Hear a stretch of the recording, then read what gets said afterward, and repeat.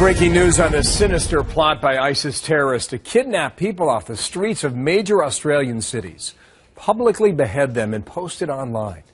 That sparked a massive series of pre-dawn raids, hundreds of heavily armed officers searching dozens of locations in 3 cities, including Sydney, detaining more than a dozen suspects thus far. Here's the Prime Minister of Australia on those arrests.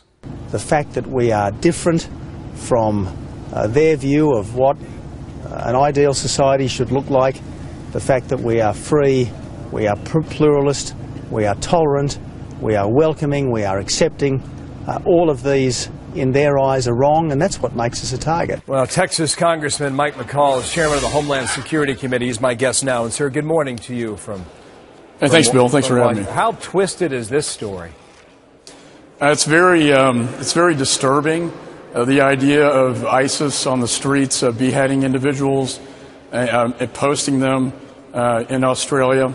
It just demonstrates how brutal of a force they are and what a threat they are to, frankly, the world. And so we're very concerned about the threat not only to Australia and Europe and the UK, but also the United States as well. I just got out of a briefing on the Australian plot, and there are basically 2 plots going on involving a dozen individuals, one to behead individuals, the other one to bomb with IEDs, basically their FBI headquarters in Australia.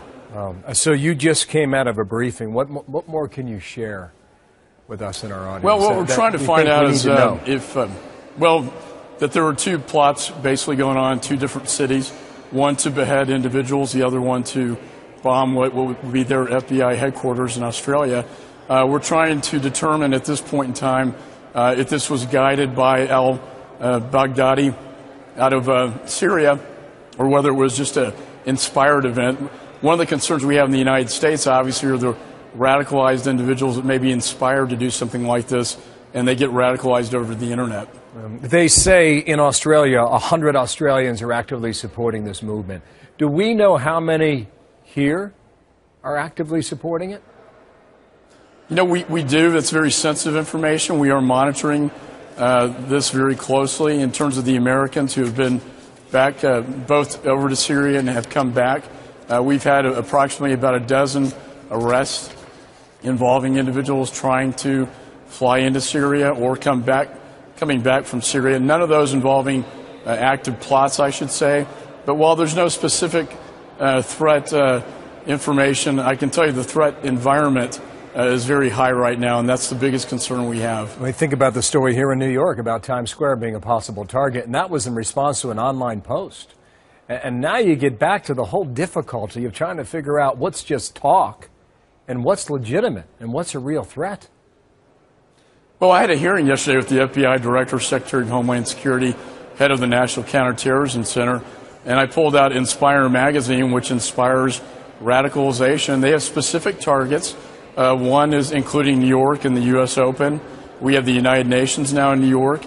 We're concerned about the threat to Washington. And then 5 to 10 pages of how to make bombs, how to make a bomb in the kitchen of your mom, it says.